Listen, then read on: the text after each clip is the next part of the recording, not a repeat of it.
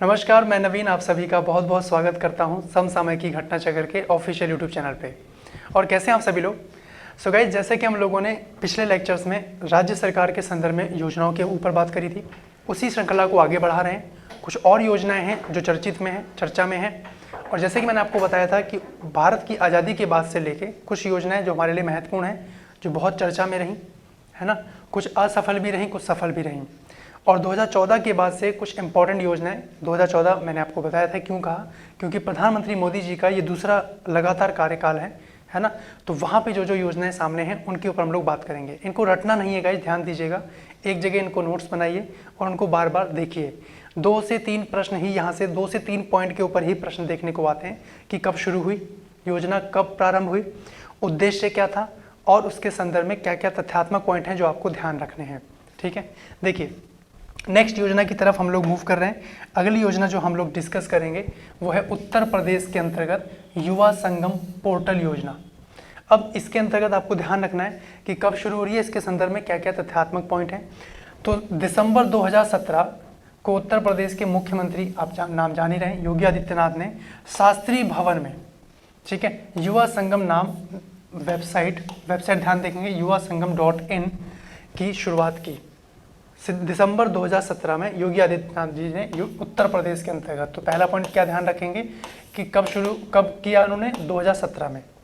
उसके बाद समाज के उत्थान में युवाओं की सकारात्मक ऊर्जा को जोड़ना और समाज के विकास में उनकी रचनात्मकता का लाभ देना इस वेबसाइट को प्रारंभ करने का एकमात्र उद्देश्य है। यानी जितने भी युवा हैं भारत के संदर्भ में अगर बात करें गाइस, आपने देखा होगा कि SCO जो हम लोगों ने करंट अफेयर में कहीं ना कहीं कवर किया हुआ है, संघाई कॉरपोरेशन ऑर्गेनाइजेशन, तो उसका जब 20वां सम्मेलन होता है, जब भारत पहली बार उसकी अध्यक्षता कर रहा है, तो वहाँ पे भारत के उपराष्ट्रपति वेंकैया नायडू जी ने साफ साफ कहा कि भारत युवा पीढ़ियों वाला देश है, यानी सर्वाधिक युवाओं की संख्या भारत में है। और युवा की औसत आयु बताई थी इन्होंने 29 वर्ष। एक पॉइंट यहाँ पे ये ध्यान रखिएगा कि युवाओं की औसत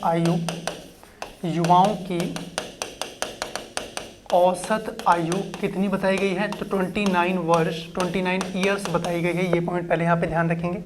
और यानी युवाओं को ही ध्यान में रखते हुए, ताकि उनको सकारात्मकता ऊर्जा के रूप में उनको जोड़ा जा सके, जितने भी क्रिएटिविटी के काम होने हैं उनका लाभ मिल सके, है ना, इस वेबसाइट को लाया गया। वेबसाइट क्या है, युवा संगम पोर्टल योजना। ये बेसिकली दिसंबर 2017 में आ रही है। ये पॉइंट यहाँ पे ध्यान रखेंगे। नेक्स्ट पॉइंट की तरफ मूव करते हैं। प्रभु की रसोई योजना, नाम है प्रभु की रसोई योजना। अब इसके संदर्भ में आपको क्या ध्यान रखना है उसके ऊपर समझते हैं कि उत्तर प्रदेश सरकार ने प्रभु की रसोई योजना नामक एक नई निःशुल्क भोजन योजना की शुरुआत की है।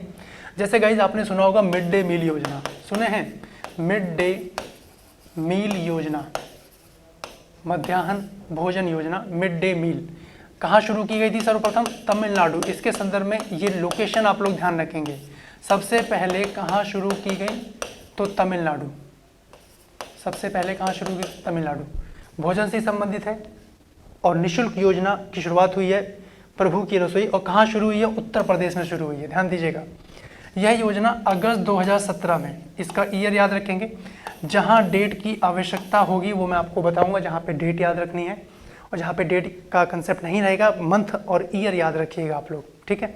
तो अगस्त 2017 में सहारनपुर जिले में, कौन सा जिला है भाई, दूसरा पॉइंट यहाँ पे ये ध्यान रखेंगे, सहारनपुर जिले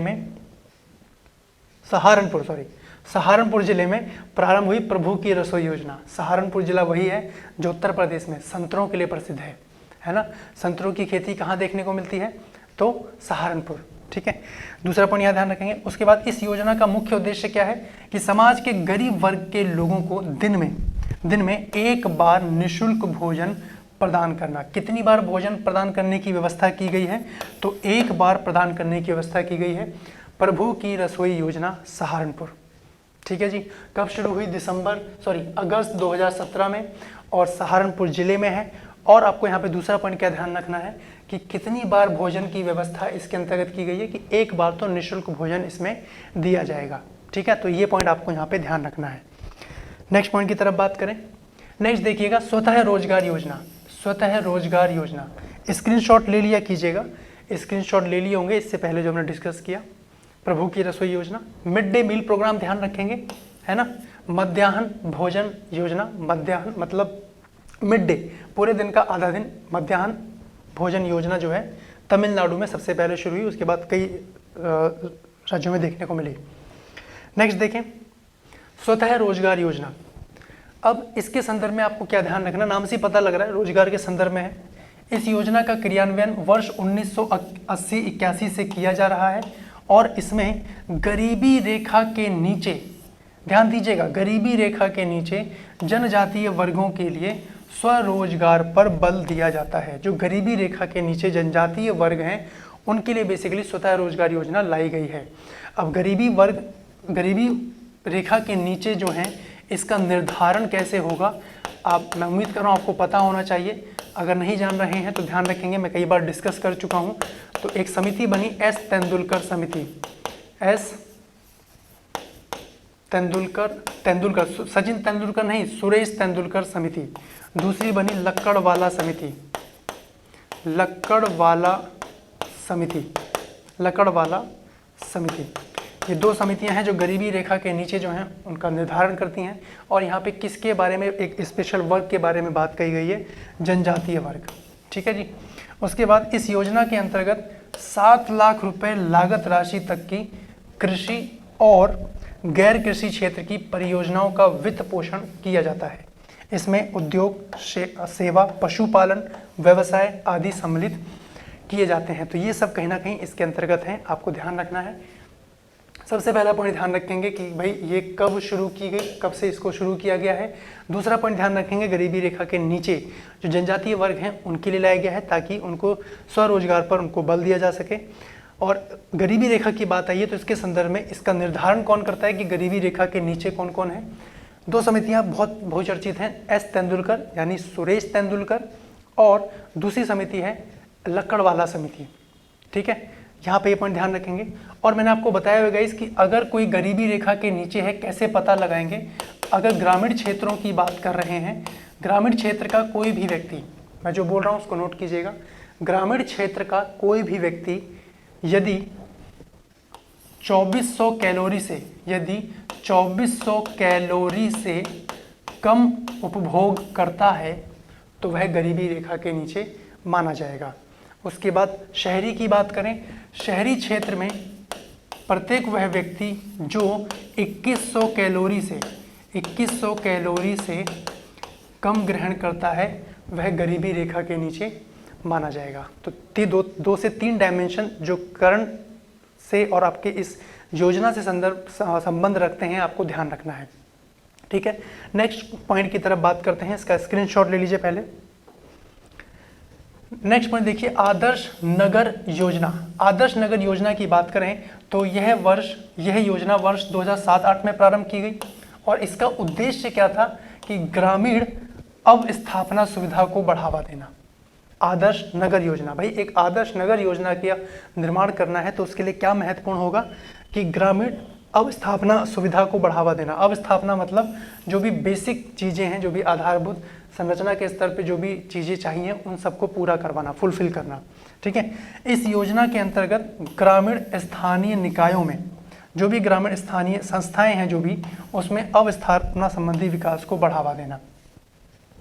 ग्रामीण स्थानीय निकाय, निकाय का मतलब होता है संस्था, जो भी ग्रामीण स्तर पर संस्था कार्यरत है उसको अवस्थापना संबंधी उसके विकास को बढ़ावा देना। ठीक है जी, तो 2 पॉइंट यहाँ पे ध्यान रखेंगे। ग्रामीण अवस्थापना सुविधा को बढ़ावा देने के लिए इसको लाया गया। और आदर्श ग्राम योजना की शुरुआत कब की गई है? 2007-8। ठीक है, जैसे कि गाइज मैं आपसे बार बार कह रहा हूँ, आपके जब नोट्स बनेंगे तो आपको लगेगा तो बहुत सारी योजनाएं हो गई, तो आप उनको कैसे स्मार्टली याद रखेंगे। 4 से 5 योजनाएं, एक बंच बनाइएगा 4 से 5 योजनाओं का, उसको एक दिन में उसको टारगेट रखिएगा, एक दिन में आप लोग उसको बार बार रिवाइज करें। जब नेक्स्ट 5 का आप लोग टारगेट करेंगे तो जो पहले 5 बनाए हैं उनको रिवाइज कीजिएगा, फिर अगली 5, है ना। इस तरीके से जो प्रीवियस होती जाएंगी वो आपकी टिप्स पे आती जाएंगी और नई आपको ऐड ऑन करती जानी है। ठीक है, अगर आप चाहें कि एक ही दिन में सारा घोट के हम लोग पी लेंगे तो that would be not possible, वो नहीं कर पाएंगे आप लोग, संभव नहीं है। तो आपको धैर्य रखते हुए आगे बढ़ना होगा। चलिए नेक्स्ट पॉइंट की तरफ देखें। अगला है पेयजल योजना। नाम से पता लग रहा है पीने के जल से संबंधित योजना है। यह योजना केंद्र के तत्वाधान में राज्य में संचालित है, जिसका उद्देश्य ग्रामीण क्षेत्रों में शुद्ध पेयजल को उपलब्ध कराना है। ठीक है जी। और यह योजना प्रदेश के बुंदेलखंड, विंध्य क्षेत्र, आर्सेनिक फ्लोराइड तथा जेईई एईएस प्रभावित ग्रामीण क्षेत्रों को शुद्ध पानी की उपलब्धता पाइपलाइन के माध्यम से कराने के लिए प्रतिबद्ध है। यहाँ पे पॉइंट ध्यान रखेंगे, 2 लोकेशन एटलीस्ट ध्यान रखें, बुंदेलखंड और विंध्य क्षेत्र। यहाँ पे बेसिकली पाइप के माध्यम से इस योजना को लाया गया है। ठीक है, इसका स्क्रीनशॉट लीजिए। नेक्स्ट देखते हैं सामुदायिक विकास कार्यक्रम, जिसको शॉर्ट में बोलते हैं CDP, community development programme. English में ध्यान रखिएगा, कम्युनिटी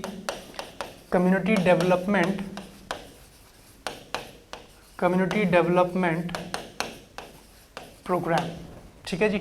सामुदायिक विकास कार्यक्रम, स्थानीय स्वशासन टॉपिक के अंतर्गत हमने इसके बारे में बात की हुई है। ये योजना असफल हो जाती है, उसी के बाद जाके बलवंत राय मेहता जी एक समिति लेके आते हैं, उन्हीं की अध्यक्षता में समिति बनती है जो त्रिस्तरीय पंचायती राज व्यवस्था के बारे में बात करती है।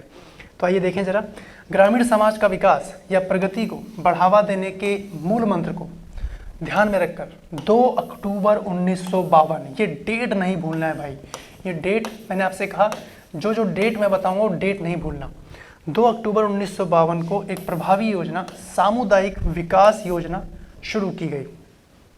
ठीक है जी। गांधी जी का एक विजन रहा कि भाई ग्रामीण क्षेत्र का हर वो तबका, हर वो व्यक्ति जो कहीं ना कहीं मुख्य धारा से जुड़ना चाहिए, उसी को पूरा करने के लिए सामुदायिक विकास कार्यक्रम कहीं ना कहीं लाया गया 2 अक्टूबर 1952 को। और यह योजना इटावा अग्रगामी योजना से प्रेरित थी। इटावा अग्रगामी योजना, ये लाइन ध्यान रखेंगे, इटावा अग्रगामी योजना से प्रेरित थी। और योजना के संबंध में योजना आयोग का मानना था कि यह नवीन साधनों की खोज करके ग्रामीण सामाजिक एवं आर्थिक विकास में बदलाव लाएगी। किसका मानना था? योजना आयोग का मानना था। जो योजना आयोग वर्तमान में, आपको ध्यान रखना है, योजना आयोग वर्तमान में नीति आयोग बन गया है, नीति आयोग में परिवर्तित हो गया है। नया नाम इसका क्या है? नीति आयोग। ये हमेशा चर्चा में रहता है गाइस, आपने देखा होगा। नीति आयोग ने ही कहा कहीं ना कहीं जो बजट के अंतर्गत राजकोषीय घाटा आप लोग देखते हैं, उस पे ध्यान देने के लिए नीति आयोग ने कहीं ना कहीं बात कही है, उसके ऊपर ध्यान रखा जाए। और 15वें वित्त आयोग के जो अध्यक्ष हैं NK सिंह, उन्होंने भी कहा कि राजकोषीय घाटे को अगर हम लोग कंट्रोल करें तो हमारी अर्थव्यवस्था बहुत अच्छी जा सकती है। तो कहीं ना कहीं इसके ऊपर बात करेंगे हम लोग। तो यहाँ पे ध्यान रखेंगे योजना आयोग के संदर्भ में ये सारी चीज़ें रही। सामुदायिक विकास कार्यक्रम लाया गया और यह योजना ग्रामीण के सर्वांगीण विकास से संबंध थी। और इसके निर्माण में 3 अमेरिकी विशेषज्ञ डगलस एगिंसमगर और चेस्टर बाउल्स और काले टेलर, ये महत्वपूर्ण योगदान रहा है। इनके विशेषज्ञ हैं डगलस और एनमिसगंग नाम है इनका, फॉरनर नेम है, थोड़ा प्रोनाउंसिएशन में हो सकता है दिक्कत, हो आप ध्यान रखेंगे। एनसी मगर, चेस्टर बाउल्स ये पूरा नाम है, और काले टेलर 3 अमेरिकी विशेषज्ञ हैं जिनका कम्युनिटी डेवलपमेंट प्रोग्राम में एक महत्वपूर्ण योगदान रहा, वो नाम ध्यान रखेंगे। प्रश्न ऐसे आ सकता है कि सामुदायिक विकास कार्यक्रम में निम्नलिखित में से किसका योगदान नहीं है, तो आपको ध्यान रखना है 3 अमेरिकी विशेषज्ञ हैं, ये नाम आप देखे रहे। स्थानीय सुशासन से अब तक कई प्रश्न पूछे जा चुके हैं। जो प्रश्न पूछे जा चुके हैं वो हमने सब टॉपिक में कवर किए हैं, है ना, जो हमने स्थानीय सुशासन टॉपिक पढ़ा था। उसके साथ कुछ प्रश्न ऐसे हैं जो नहीं पूछे गए हैं या पूछे जा सकते हैं, वो भी कवर हैं। तो एक भी पॉइंट आपको उसमें छोड़ना नहीं है। इसका स्क्रीनशॉट लीजिए, उम्मीद करूंगा आपके सारे पॉइंट क्लियर होते जाएंगे। अगला देखिए, अंबेडकर दुग्ध विकास परियोजना। इस योजना का मुख्य उद्देश्य अंबेडकर ग्रामों में अनुसूचित जातियों जनजातियों के लाभार्थियों की सामाजिक एवं आर्थिक स्थिति मजबूत करना है। इसी उद्देश्य से दुग्ध विकास विभाग द्वारा राज्य के विभिन्न जनपदों में दुग्ध स्थलों पर स्थित अंबेडकर ग्रामों में दुग्ध समितियों का गठन करना है। तो अंबेडकर दुग्ध विकास परियोजना बेसिकली दूध से ही संबंधित है, इसमें कोई बहुत महत्वपूर्ण पॉइंट नहीं है, बट ध्यान रखें ये भी कहीं ना कहीं चर्चा में ही है। तो बेसिकली है क्या कि राज्य का जो भी जिला है, जो भी जनपद है और जहाँ जहाँ से दूध को कहीं ना कहीं निर्यात किया जा रहा है, वहीं पे अम्बेडकर ग्रामों में दुग्ध समितियों का गठन कर दिया जा रहा है ताकि उनको दूर न जाना पड़े, वहीं वो दूध का डिस्ट्रीब्यूशन कर दें। ठीक है जी, चलिए इसका स्क्रीनशॉट लीजिए। नेक्स्ट देखिए ई डिस्ट्रिक्ट परियोजना। ई डिस्ट्रिक्ट परियोजना में क्या है कि ई डिस्ट्रिक्ट उत्तर प्रदेश का उद्देश्य जो है जन सेवा केंद्रों द्वारा नागरिकों को त्वरित एवं प्रभावी सेवाएं प्रदान करना है। इस परियोजना का मुख्य कार्य विभिन्न विभागों की सेवाओं को एकत्र कर एक ही स्थान से नागरिकों को उपलब्ध कराना है। आपने देखा होगा आपके घर के आसपास जन सेवा केंद्र कहीं ना कहीं देखने को मिलते हैं। अगर आपको राशन कार्ड बनवाना है, पैन कार्ड बनवाना है ना, तो ये सारी चीज़ें आप लोग वहाँ जाके अपडेट करवा सकते हैं, बनवा सकते हैं। ठीक है जी। जन सेवा केंद्र ई डिस्ट्रिक्ट परियोजना का मतलब क्या है, इलेक्ट्रॉनिक डिस्ट्रिक्ट परियोजना। क्योंकि आप अपने स्तर पे, जैसे अगर मैं बात करूँ राशन कार्ड बनवाना है तो आप अपने स्तर पे उसका फॉर्म फिल नहीं कर पाएंगे, क्योंकि कहीं ना कहीं उसके लिए यूज़र आईडी पासवर्ड की आवश्यकता पड़ती है, जो जन सेवा केंद्र में बैठे हुए जो भी वहाँ का ऑनर है उसको वो दिया जाता है, तो वो अपने सॉफ्टवेयर से उस सारी चीज़ों को फिल कर पाता है। तो इसलिए जन सेवा केंद्रों की स्थापना कर दी गई है। उत्तर प्रदेश सरकार ने इस परियोजना को 75 जनपदों में लागू कर दिया है। 75 जिले हैं उत्तर प्रदेश में। आपको पता होना चाहिए उत्तर प्रदेश में जिलों की संख्या कितनी है, 75। ठीक है जी। और मंडल कितने हैं उत्तर प्रदेश में, मंडल कितने हैं, तो इनकी संख्या है 18 मंडल, 75 जिले, और पूरे 75 जिले में ई डिस्ट्रिक्ट परियोजना कार्यरत है, चल रही है। ठीक है। इसके तहत वर्तमान में कई सेवाओं को नागरिकों तक ऑनलाइन उपलब्ध कराया जा रहा है। ठीक है। मैं अगर अपनी बात करूं, मैंने भी कई कार्य जन सेवा केंद्र के माध्यम से करवाए हैं, है ना। जैसे मुझे कुछ सर्टिफिकेट की आवश्यकता रही, है ना, तो हमने फ़ोन पे ही बात की और जो भी डॉक्यूमेंट रिक्वायर्ड थे मैंने फ़ोन पे ही भेज दिए उसको, और ऑनलाइन पेमेंट कर दी। तो आप आराम से घर बैठे, आपको कहीं जाने की ज़रूरत नहीं है, आराम से घर बैठे आप अपना काम करवा सकते हैं। ठीक है जी। तो ऑनलाइन के माध्यम से ये सारी चीज़ें हो गई। चलिए नेक्स्ट इसी में समझें कि इन सेवाओं की वितरण प्रक्रिया को सक्षम बनाने के लिए बैक एंड कंप्यूटरीकरण का उपयोग किया जाता है और सेवाओं के प्रभावी एवं कुशल वितरण के लिए पारदर्शिता सुनिश्चित की जा रही है। कोई इसमें झोलझाल वाला मामला नहीं है, ट्रांसपेरेंसी वाला मामला है। जो भी डॉक्यूमेंट बनना है उसकी फ़ीस निर्धारित है, उतनी ही फीस आपको देनी है। हाँ, जो जनसेवा केंद्र के अंतर्गत जो व्यक्ति बना रहा है वो अपना कुछ नॉमिनल चार्जेस ले लेता है ना। इसके अलावा कोई भी डिस्क्रिपेंसी वाला मामला नहीं है। चलिए नेक्स्ट देखते हैं।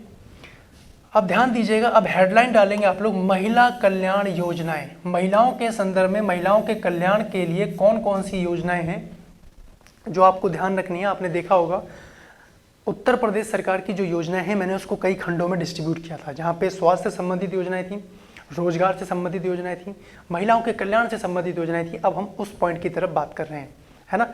अगर यही क्लास पहले देख रहे हैं तो इससे पहले वाली क्लासेस जरूर देख लीजिएगा, ताकि एक बैकअप आपका तैयार रहे कि हाँ हम किस सिस्टमैटिक वे में चल रहे हैं।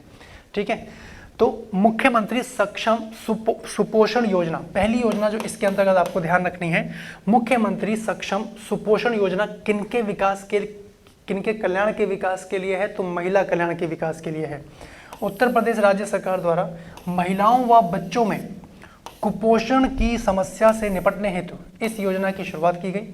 तो यानी महिला के कल्याण और जो बालक बालिका हैं और छोटे बच्चे हैं उनके संदर्भ में, और यह योजना वित्तीय वर्ष 2021-22 से क्रियान्वित की जाएगी। यानी 2021-22 लास्ट ईयर की, ज़्यादा पुरानी नहीं है, तो ये छोड़नी नहीं है आप लोगों को।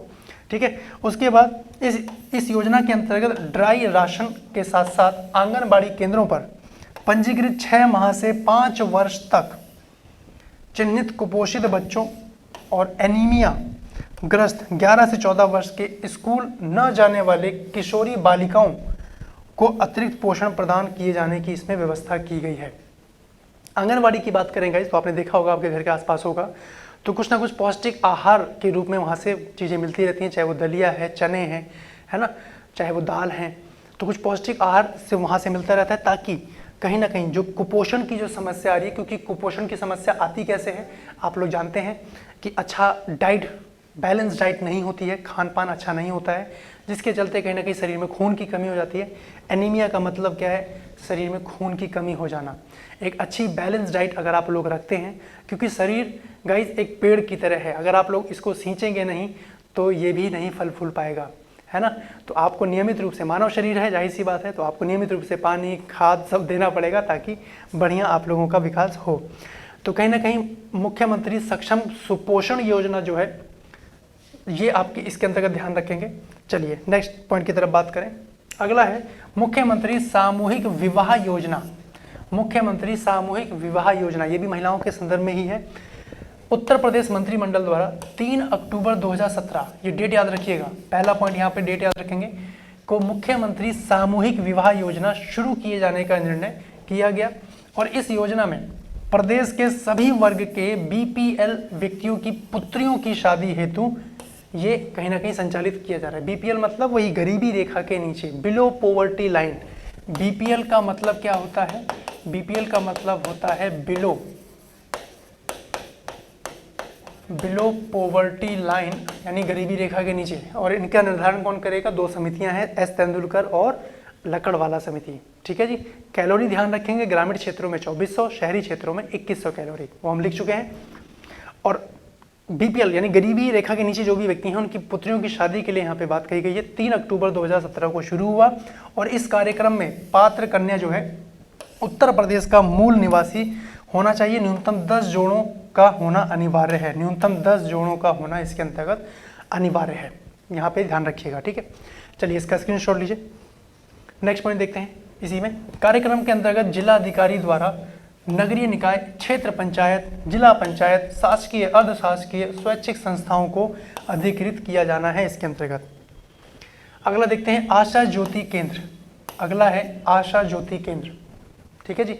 कई सारी योजनाएं हैं, आपको लग रहा होगा बहुत फास्ट चल रहे हैं, तो उनको आप लोग रिवाइंड करके दोबारा देख सकते हैं, है ना। चलिए इसमें देखेंगे आशा ज्योति केंद्र योजना जो है इसकी शुरुआत वर्ष 2015 में की गई। पहला पॉइंट यहाँ पे ध्यान रखेंगे। और इसके तहत प्रदेश के 11 जिलों में रानी लक्ष्मीबाई आशा ज्योति केंद्रों को स्थापित किया गया है। रानी लक्ष्मीबाई आशा ज्योति केंद्र 11 जिलों में स्थापित किया गया है। दूसरा पॉइंट यहाँ पे ये ध्यान रखेंगे। और इस केंद्र का लक्ष्य क्या है कि पीड़ित महिलाओं को एक ही केंद्र पर बहुउद्देशीय सेवा उपलब्ध कराना है, जिनमें महिला हेल्पलाइन, महिला थाना, कानूनी सहायता, अल्प प्रवास, चिकित्सा सहायता, ये सारी सुविधाएं कहीं ना कहीं इसके अंतर्गत रखी गई हैं। रानी लक्ष्मीबाई जी का नाम आता है तो आपको ध्यान रखना है। अभी करंट अफेयर की अगर बात करें तो झांसी की रानी लक्ष्मीबाई जो रेलवे स्टेशन है उसका नाम कर दिया गया है वीरांगना रेलवे स्टेशन। नाम ध्यान रखेंगे, वीरांगना रेलवे स्टेशन कर दिया गया है ना। झांसी की रानी लक्ष्मीबाई की जब भी बात आती है तो आपको ध्यान रखना है, यहाँ से एक प्रश्न बनता है, झांसी की रानी, ऐसे याद रखिएगा, लक्ष्मीबाई है ना। जो लक्ष्मीबाई हैं इनको कहा तो जाता है झांसी की रानी लक्ष्मीबाई, लेकिन इनका जन्म कहाँ हुआ था वो ध्यान रखेंगे आप लोग। इनके जन्म की बात करें तो वाराणसी में हुआ था। कहाँ हुआ था? वाराणसी में इनका जन्म हुआ है।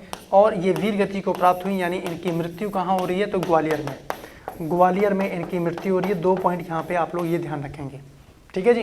जन्म कहाँ हो रहा है? वाराणसी, मृत्यु कहाँ हो रही है? ग्वालियर। ये पॉइंट यहाँ पे आप लोग ध्यान रखिएगा। इसका स्क्रीनशॉट लीजिए। नेक्स्ट पॉइंट की तरफ हम लोग बात करते हैं। देखिए अगला है सचल पालना गृह योजना। 2013-14 में शुरू हुई इस योजना का संचालन निजी संस्थाओं के माध्यम से श्रमिक महिलाओं के बच्चों की देखभाल के लिए किया जा रहा है। सचल पालना गृह योजना। ठीक है जी। और इस योजना का मुख्य उद्देश्य क्या है? कामकाजी महिला निर्माण श्रमिकों के कार्य पर रहने अथवा उनकी बीमारी की दशा में 0 से 6 वर्ष तक के बच्चे, यानी जिन बच्चे का जन्म हुआ है और 6 साल तक है, उससे कम के बच्चों की दैनिक देखभाल के साथ साथ इन बच्चों के शारीरिक व मानसिक विकास हेतु शैक्षिक, मनोरंजन व अल्प आवास के दौरान भोजन की सुविधाएं कहीं ना कहीं प्रदान करना है। सचल पालना गृह योजना। बच्चों की उम्र यहाँ पे पूछी जा सकती है, कितने उम्र के बच्चों को इसमें सुविधाएं देने की बात कही गई है, तो आपको ध्यान रखना है 0 से लेकर 6 वर्ष तक के बच्चे। ठीक है जी। और सचल पालना गृह योजना ये कब शुरू की गई? दूसरा इंपॉर्टेंट पॉइंट यहाँ पे ये बन सकता है। पहला यहाँ पे बच्चों का ये एज ध्यान रखेंगे। जो भी महिला कामकाजी महिलाएं हैं, काम कर रही हैं, है ना, श्रमिक महिलाएं हैं, उनके बच्चों के लिए सारे प्रावधान इसमें किए गए हैं। ठीक है जी। देखिए जब आप लोग लेखपाल बन जाइएगा गाइस, तो आपका एक कर्तव्य ये भी होगा कि आप लोग ग्रामीण क्षेत्रों के लोगों को योजनाओं से अवगत कराएं। है ना, क्योंकि अधिकांश क्या मैं कहूँगा 97% ग्रामीण वासियों को योजनाओं का पता ही नहीं है। महिलाएं काम कर रही हैं, उनको नहीं पता है कि योजना का लाभ वो ले सकती हैं, है ना। जैसे आवास योजना के संदर्भ में है, किसी का पुराना घर है, टूटा फूटा घर, मिट्टी का घर टूटने की कगार पे है, तो हम उनको बता सकते हैं कि आवास योजना के तहत आपको कॉलोनी अलॉट हो जाएगी, उसके कुछ पैसे आपको मिल जाएंगे। तो ये आपका कर्तव्य होगा कि आप एक अच्छे अधिकारी यानी राजस्व उप निरीक्षक के रूप में इस कार्य को अंजाम देंगे और कहीं ना कहीं जिस चीज़ के लिए आप लोग तैयारी कर रहे हैं उसको ईमानदारी से करेंगे। ये टारगेट जरूर रखिएगा अपने जीवन में, ठीक है। चलिए नेक्स्ट पॉइंट की तरफ बात करें। इसके अलावा बच्चों के विकास हेतु परिवार परामर्श केंद्र हैं। अल्प आवास गृह जैसी योजनाओं के माध्यम से महिला निर्माण श्रमिकों को बच्चों की देखभाल के संदर्भ में जानकारी भी प्रदान किया जाना इस योजना का उद्देश्य है। यानी बच्चों की देखभाल के संदर्भ में क्या क्या चीज़ें उनको ध्यान रखनी है, चाहे वो स्वास्थ्य से संबंधित हो, चाहे वो उनके पोषण से संबंधित हो, सारी जानकारी कहीं ना कहीं इस योजना के अंतर्गत बताई जाएगी। इसका स्क्रीनशॉट ले लीजिए। नेक्स्ट में देखें, कन्या विद्याधन योजना बहुत इंपॉर्टेंट है गाइस, चर्चा में है, अभी भी चर्चा में चल रही है। इस योजना की शुरुआत कब हो रही है? वर्ष 2012 में। पहला पॉइंट ध्यान रखेंगे, कब शुरू हो रहा है? 2012 में, ठीक है जी। इसका मुख्य उद्देश्य क्या है? इसका मुख्य उद्देश्य है छात्राओं की शिक्षा के लिए प्रोत्साहित कर उनका उत्थान करना है। कन्या विद्याधन योजना क्या है? ये छात्राओं की शिक्षा से संबंधित है, उनको प्रोत्साहित करना है कि वो पढ़ाई करें आगे, है ना। अब वो दौर गया कि स्कूल ही नहीं भेजा जा रहा है कन्याओं को, अब तो जा रही हैं, पढ़ रही हैं, है ना, और बहुत अच्छा कर रही हैं। उसके संदर्भ में इस योजना के अंतर्गत 12वीं कक्षा की उत्तीर्ण होने के पश्चात छात्राओं को आगे की पढ़ाई के लिए 30,000 रुपये की राशि प्रदान की जाएगी। 12वीं कक्षा अगर उत्तीर्ण कर लेती हैं तो अगर किसी माँ बाप को नहीं पता है तो अधिकांश जगह तो ग्रामीण क्षेत्रों में देखने को मिलता है कि 12वीं के बाद पढ़ाई रोक दी जाती है। उनको मोटिवेट करना है कि अब 12वीं तक पढ़े हैं, आगे पढ़िए, सरकार से ये योजना का लाभ लिया जा सकता है। तो कितने हजार राशि का प्रावधान है? 30,000 राशि का प्रावधान है, ध्यान रखेंगे। और इस योजना के लाभ हेतु छात्राओं को उत्तर प्रदेश स्कूल बोर्ड से पास करना, मेरिट में पास करना, बीपीएल परिवार में होना आवश्यक है। यानी उत्तर प्रदेश का निवासी हो, मूल निवास उत्तर प्रदेश हो, उत्तर प्रदेश बोर्ड से ही पढ़ाई की हो, ये कहीं ना कहीं इसमें मैंडेटरी है, अनिवार्य है। उसके साथ में इसके अंतर्गत बीपीएल परिवार का भी होना आवश्यक है, यानी गरीबी रेखा के नीचे होना आवश्यक है, ठीक है जी। ये सारी चीज़ें हैं। चलिए इसका स्क्रीनशॉट लीजिए। नेक्स्ट पॉइंट देखते हैं, स्वयं सिद्ध परियोजना। अगली योजना का नाम है स्वयं सिद्ध परियोजना। इसमें ध्यान रखेंगे भारत सरकार द्वारा वित्त पोषित यह योजना पूर्व में इंदिरा गांधी महिला योजना के नाम से संचालित की जाती थी। बहुत इंपॉर्टेंट प्रश्न यहाँ पे निकल के आएगा, वो क्या है गाइस? आपको ध्यान रखना है कि स्वयं सिद्ध परियोजना का प्रारंभिक नाम, स्वयं सिद्ध योजना का प्रारंभिक नाम क्या है? तो आपको ध्यान रखना है इंदिरा महिला योजना। इंदिरा महिला योजना के नाम से अब कौन सी योजना जानी जा रही है? तो स्वयं सिद्ध योजना। कैसे भी वाइस एंड वर्सा से आपसे प्रश्न देखने को मिल सकता है, ठीक है। लेकिन वर्ष 2002-3 से इस योजना को स्वयं सिद्ध योजना के नाम से संचालित किया जा रहा है। पहला इंपॉर्टेंट प्रश्न, वाइस एंड वर्सा यानी बदल के कुछ भी पूछा जा सकता है, प्रारंभिक नाम या नया नाम क्या है? क्लियर है। उसके बाद देखें, इस योजना का उद्देश्य समान स्तर की महिलाओं के मध्य स्वयं सहायता समूह का गठन करना, अल्प बचत और आंतरिक ऋण प्रणाली को कहीं ना कहीं विकसित करना है, ठीक है जी। यानी महिलाओं के मध्य स्वयं सहायता समूह का गठन करना, एक संगठन बनाया जाएगा महिलाओं के माध्यम से ही, जहाँ पे अल्प बचत और आंतरिक ऋण प्रणाली को कहीं ना कहीं विकसित किया जाएगा, ठीक है जी। चलिए नेक्स्ट पॉइंट की तरफ बात करते हैं। अगला देखिए, स्वाधार आश्रय गृह योजना। आश्रय यानी रहने, आवास से संबंधित है। उत्तर प्रदेश राज्य में वर्ष 2001-2002 में, पहला पॉइंट कब शुरू हुआ? वर्ष 2001-2002 में शुरू की गई। इस योजना का उद्देश्य क्या है? निराश्रित, वेश्यावृत्ति और जेल से अवमुक्त महिलाओं को आश्रय उपलब्ध कराना है। स्वाधार आश्रय गृह योजना का संबंध किनसे है? किनको आश्रय देना है? जो निराश्रित हैं, किसी पे आश्रित नहीं है, उनको चाहिए आश्रय। वेश्यावृत्ति हैं या जेल से जो अवमुक्त महिलाएं हैं, जो जेल से महिलाओं को जिनको रिहा किया गया है, उनके लिए कहीं ना कहीं प्रावधान इसमें किया गया है। साथ ही इसके अंतर्गत लाभार्थियों को चिकित्सा परामर्श, विधिक सहायता सहित प्रशिक्षण एवं आर्थिक आत्मनिर्भरता प्रदान करना है। और केंद्र सरकार के सहयोग से वृंदावन में सुधार केंद्र स्थापित किया गया है। सबसे इंपॉर्टेंट दूसरा पॉइंट आप लोग ध्यान रखेंगे, कहाँ पे सुधार केंद्र स्थापित किया गया है, तो वृंदावन में स्थापित किया गया है। ये पॉइंट आप लोग यहाँ पे ध्यान रखिएगा, इसका स्क्रीनशॉट लीजिए। नेक्स्ट पॉइंट की तरफ बात करें, अगला है किशोरी शक्ति योजना। नाम से पता लग रहा है किशोरों से संबंध रख रही है किशोरी शक्ति योजना। तो नेक्स्ट पॉइंट लिखेंगे किशोरी शक्ति योजना। ये नोट्स कैसे बनाएंगे आप लोग वो जरा समझें, सारे पॉइंट नहीं लिखने आप लोगों को, जो जो मैं बता रहा हूँ हाईलाइट कर रहा हूँ, एटलीस्ट वो आपको पता होना चाहिए। कब शुरू हो रहा है, उद्देश्य क्या है, उसके संदर्भ में तथ्यात्मक पॉइंट क्या है ना। बस ये 2 से 3 में से कोई एक प्रश्न आपके सामने देखने को मिल सकता है। देखिए, इस योजना का संचालन राज्य के 53 जिलों में 602 परियोजनाओं के अंतर्गत वर्ष 2000 से 1 से बीच में किया जा रहा है। कितने जिलों में किशोर शक्ति योजना है, तो 53 जिलों में है। ध्यान रखेंगे 75 जिले हैं टोटल, 53 जिलों में है। और कब शुरू किया गया है, दूसरा पॉइंट यहाँ ध्यान रखेंगे। और इस योजना का देखिए उद्देश्य क्या है कि प्रदेश की किशोर लड़कियों को प्रजनन, स्वास्थ्य समस्याओं, अधिकारों के प्रति जागरूक करना है।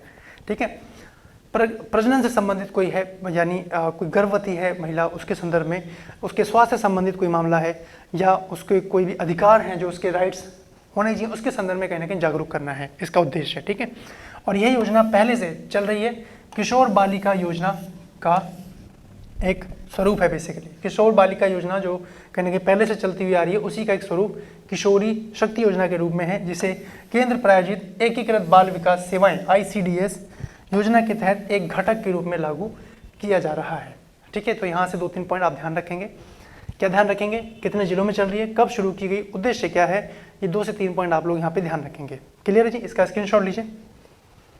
नेक्स्ट पॉइंट की तरफ बात करें, महिला डेयरी योजना।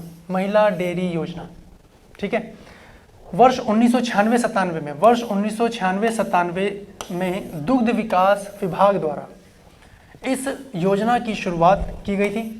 और इस योजना के क्रियान्वित करने का मुख्य उद्देश्य क्या है कि ग्रामीण स्तर पर स्थापित दुग्ध समितियों से जुड़ी महिला दुग्ध उत्पादक सदस्यों को उनकी आय में बढ़ोतरी के लिए दुग्ध विकास की विभिन्न गतिविधियों के लिए प्रशिक्षण दिलाना है। दुग्ध का यानी दूध का विकास कैसे किया जा सकता है, क्या क्या डाइटरी प्लान है जो हम लोग अपने पशुओं को दे सकते हैं, मवेशियों को दे सकते हैं, जहां से उनके उत्पादन में वृद्धि की जा सके, कहीं ना कहीं यही इसके अंतर्गत प्रावधान रखा गया है। तो ये आपको ध्यान रखना है। अब वर्तमान समय की अगर बात करें, वर्तमान समय में राज्य में 1196 महिलाएं सहकारी दुग्ध उत्पादक समितियां संचालित कर रही हैं। यहाँ पे ये पॉइंट इंपॉर्टेंट हो जाता है। राज्य के 31 जनपदों में कार्यरत हैं, 31 जिलों में है ये। नेक्स्ट देखें, स्वावलंबन योजना। स्वावलंबन योजना उत्तर प्रदेश महिला कल्याण निगम द्वारा इस योजना की शुरुआत वर्ष 1996 में की गई और भारत सरकार द्वारा वित्त पोषित इस योजना के अंतर्गत आर्थिक रूप से निशक्त ग्रामीण शहरी महिलाओं को विविध प्रकार के पारंपरिक और गैर पारंपरिक ट्रेड से संबंधित निःशुल्क प्रशिक्षण दिया जाता है। इसके अंतर्गत यहाँ पे 2 ही पॉइंट ध्यान रखेंगे कि स्वावलंबन योजना कब अस्तित्व में आ रही है, 1996 में, ठीक है जी। और दूसरा है कि जो पारंपरिक और गैर पारंपरिक ट्रेड हैं उनसे संबंधित निःशुल्क प्रशिक्षण इसके अंतर्गत कहीं ना कहीं देने की बात कही गई है। तो ये था महिला कल्याण से संबंधित मामला, ठीक है गाइज। अब हम लोग ग्रामीण समाज विकास के लगभग समापन पे चल रहे हैं। जो इम्पॉर्टेंट टॉपिक्स थे वो हमने डिस्कस किए, है ना। आपको एक चीज़ और कहना चाहेंगे कि ग्रामीण समाज विकास अलग से कोई विषय नहीं है, इसको ध्यान में रखें। जैसे कि मैंने पहले बताया हुआ है, ये कई विषयों का समावेशन है। जैसे करंट अफेयर की बात करें तो करंट अफेयर कोई विषय नहीं है। करंट अफेयर में क्या जो चर्चा में चल रहा है उसके संदर्भ में बात होती है। अब किसके बारे में बात करनी है, जो घटनाएं बीती जा चुकी हैं, यानी इतिहास के बारे में बात करनी है। भौगोलिक रूप में कुछ चर्चा में है उसको हम लोग जानते हैं, भौगोलिक रूप में, चाहे वो राष्ट्रीय स्तर पे, अंतर्राष्ट्रीय स्तर पे हो। संवैधानिक रूप से कुछ चर्चा में चल रहा है उसको हम लोग देखते हैं। आर्थिक दृष्टि से, वैज्ञानिक दृष्टि से जो भी चर्चा में है वो सब मिला के ओवरऑल करंट अफेयर है। वैसे ही ग्रामीण समाज विकास, जैसे कि आप लोग देखते हैं अन्य भर्ती की परीक्षा में आप मैथमेटिक्स, हिंदी, जीएस, है ना, उसके बाद रीजनिंग, ये विषय तैयार करते हैं जो आपकी अन्य परीक्षाओं में भी हेल्पफुल रहते हैं। लेकिन राजस्व लेखपाल की भर्ती की परीक्षा में, यानी लेखपाल भर्ती की परीक्षा में एक नया सेगमेंट आप लोगों के सामने है, ग्रामीण समाज विकास। तो ग्रामीण समाज विकास में जो ग्रामीण स्तर पर अधिकारी होगा लेखपाल, तो जो लेखपाल है वहाँ पे ध्यान देंगे कि लेखपाल क्या करेगा कि लेखपाल के संदर्भ में जो जो विभाग हैं जैसे राजस्व विभाग हम लोगों ने देखा, हमने टॉपिक पढ़ा हुआ है, उसके संदर्भ में राजस्व परिषद क्या है उसको भी हम लोगों ने समझा, लेखपाल के क्या कार्य हैं, क्या मापन है उसको भी हम लोगों ने जाना, भूमि सुधार से संबंधित क्या मामला है वो भी हम लोगों ने जाना। अब इसके बाद कुछ मिले जुले टॉपिक हैं, जैसे ज्योग्राफी की अगर बात करें, भूगोल की अगर बात करें, तो आप लोग सेंसस पढ़ते हैं, भारत की जनगणना, तो लेखपाल उत्तर प्रदेश राजस्व लेखपाल में प्रश्न देखने को मिल सकता है, वो टॉपिक हम लोगों ने तैयार किया। और सबसे इंपॉर्टेंट टॉपिक जो रहा एग्रीकल्चर, कृषि, वो हम लोगों ने समाप्त किया। ठीक है जी, और ऐसे ही कई टॉपिक हम लोगों ने इसमें क्लियर किए हैं। तो इतना सेगमेंट एटलीस्ट आप लोग तैयार रखें। 25 क्वेश्चन ही रहेंगे गाइस, ज़्यादा तनाव लेने की आवश्यकता नहीं है।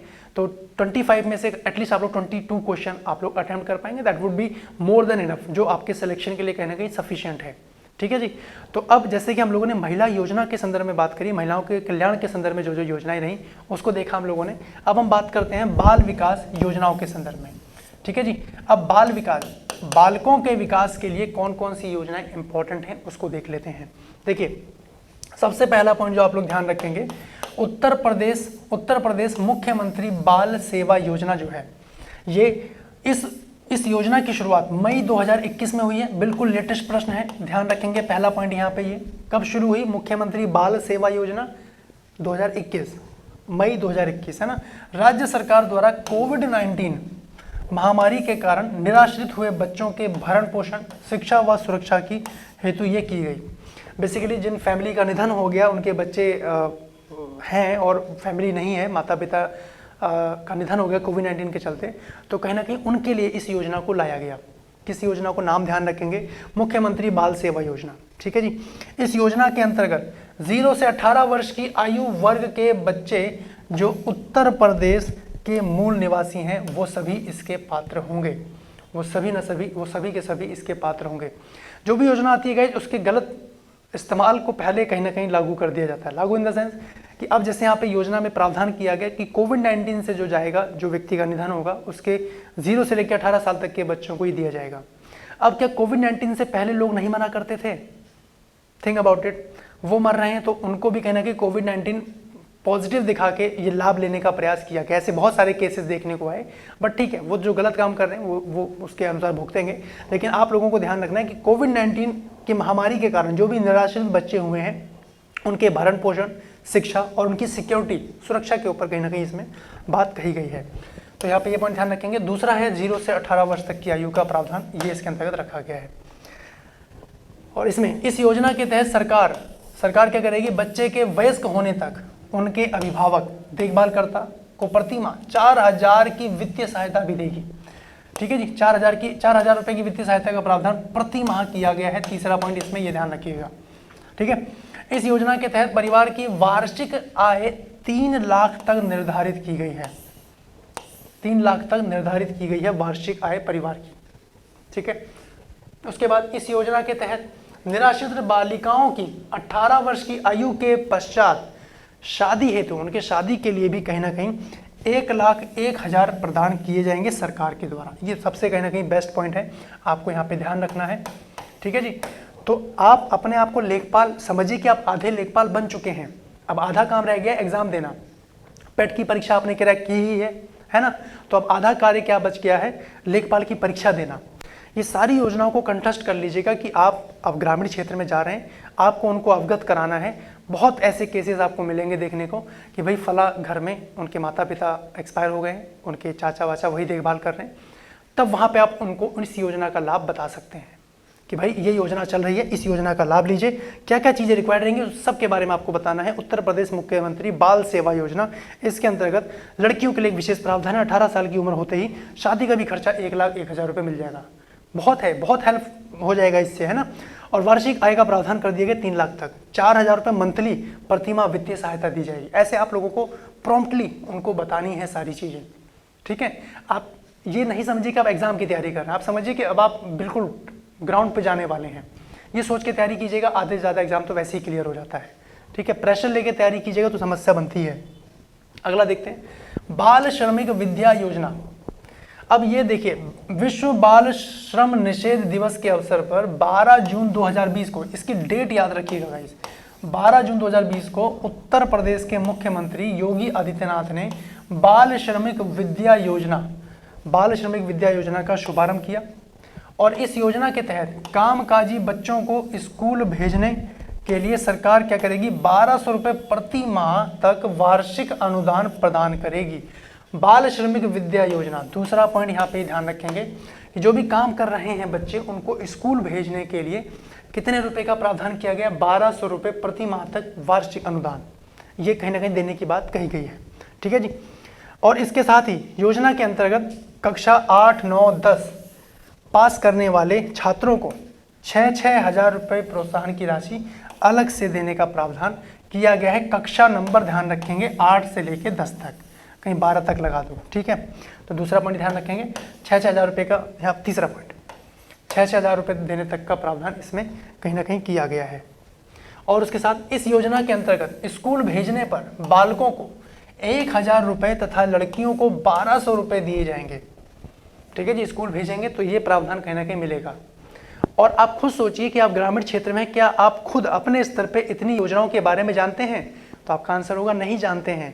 तो अब आपको जानना होगा, क्योंकि अब आप लोग एक ग्रामीण स्तर पे अधिकारी बनने जा रहे हैं, राजस्व उप निरीक्षक बनने जा रहे हैं।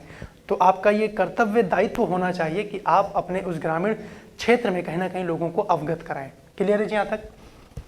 नेक्स्ट योजना जो है नया सवेरा योजना। नया सवेरा योजना ये हम लोग करेंगे